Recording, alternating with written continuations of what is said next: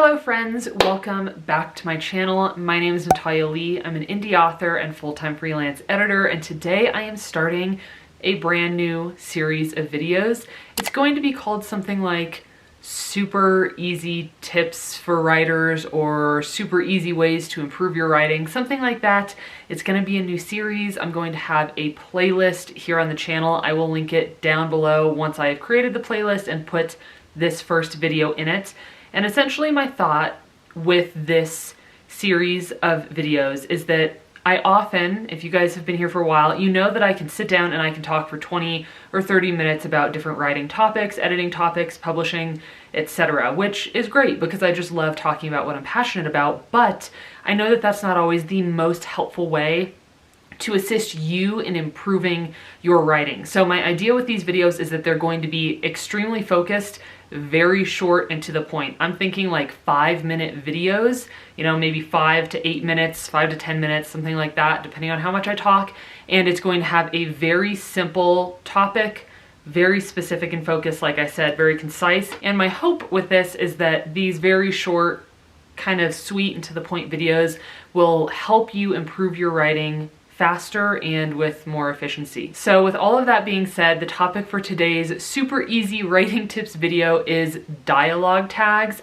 Now, I do have a couple of other videos regarding dialogue tags. Those go more into depth, well, not only on like dialogue tags and punctuating dialogue, but also on writing dialogue.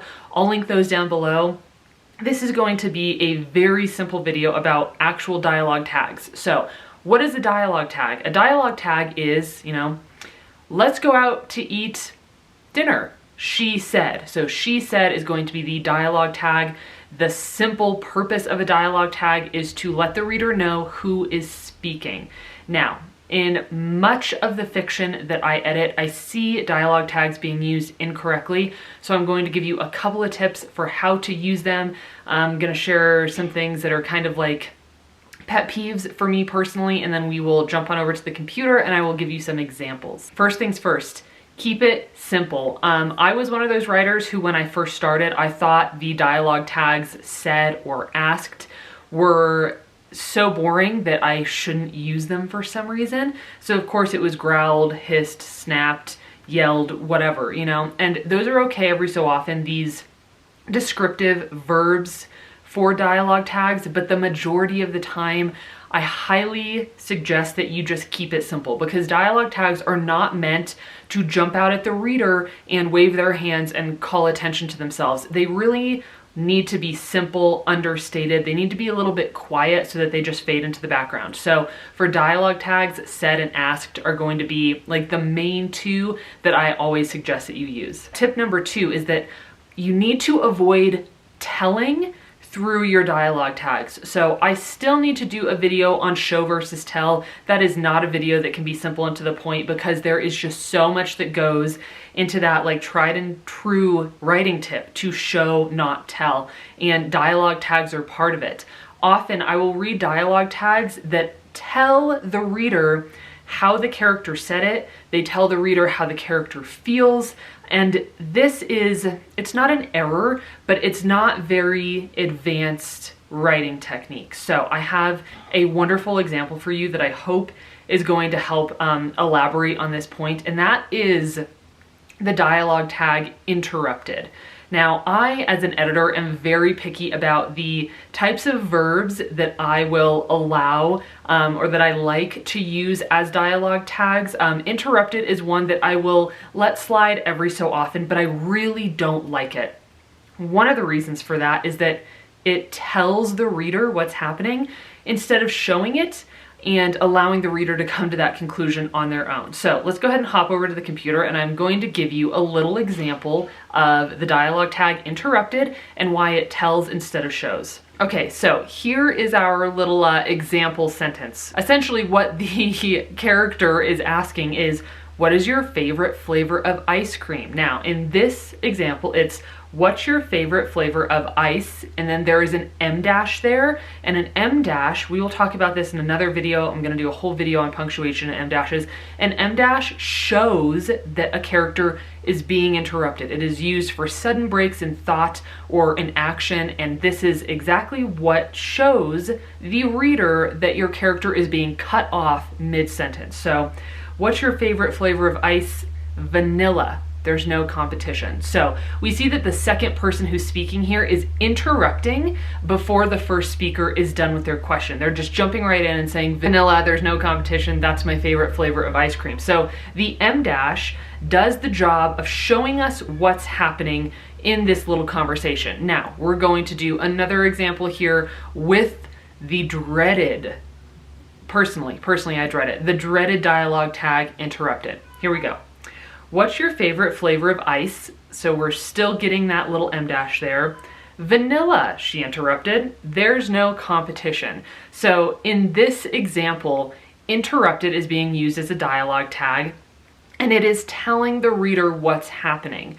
But if you look at that previous example, the M dash does a perfectly good job of showing the reader that the speaker is being interrupted. So that dialogue tag interrupted, not only does it tell the reader what's happening, but it's completely unnecessary because the punctuation already does it for us. So when I say don't tell through your dialogue tags, this is a really good example of it. If you want more examples, let me know in the comments down below. I'd be happy to throw some of those out there for you, but I think this one really shows you why you should use simple dialogue tags and not tell through your dialogue tags. Okay, moving on. My third tip for dialogue tags is to use them sparingly. Now, remember, the purpose of a dialogue tag is to kind of clue the reader in on which character is speaking, who is saying what. Now, if you have a conversation going on between two speakers, you could start off with blah, blah, blah, he said, blah, blah, blah, she said, whatever your characters' names are. And from there, we have already established the rhythm of speaking. So you don't have to say he said, she said, they said, whatever, after every single line of dialogue. It becomes tedious for a reader, it feels amateur, and it's just not necessary. And another tip going along with this is that if you want to remind the reader who is speaking without using a ton of dialogue tags, you can throw in a little bit of action there. So instead of, I love vanilla ice cream, she said, it could be, I love vanilla ice cream, Natalia held up the ice cream scoop, or something like that. That's a ridiculous example, but then you're taking that dialogue and you're following it up with an action beat. So that action beat is reminding the reader who is speaking without having to use a dialogue tag. So that's just a little tip, but try to use dialogue tags sparingly, and remember that they don't need to be after every single line of dialogue. Okay, tip number 4, the final tip for this very brief dialogue tags video is to use adverbs sparingly or try to avoid them altogether. Now, some people think that adverbs should be completely avoided in writing, and that's not true.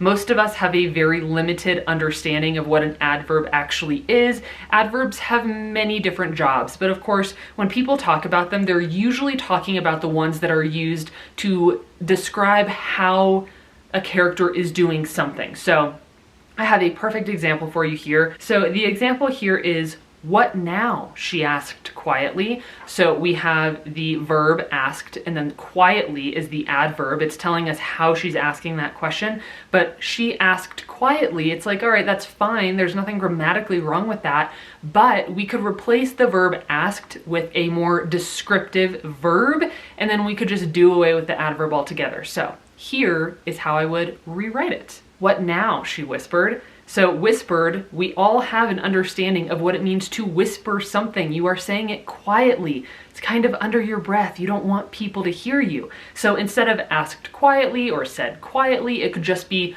whispered. So in this example, you are doing away with your adverb. Again, I am not anti-adverb. I'm okay with adverbs. I like adverbs, but when you can remove them and instead use a more descriptive verb, please do so, because it's more, not only more advanced writing, but it's more careful writing.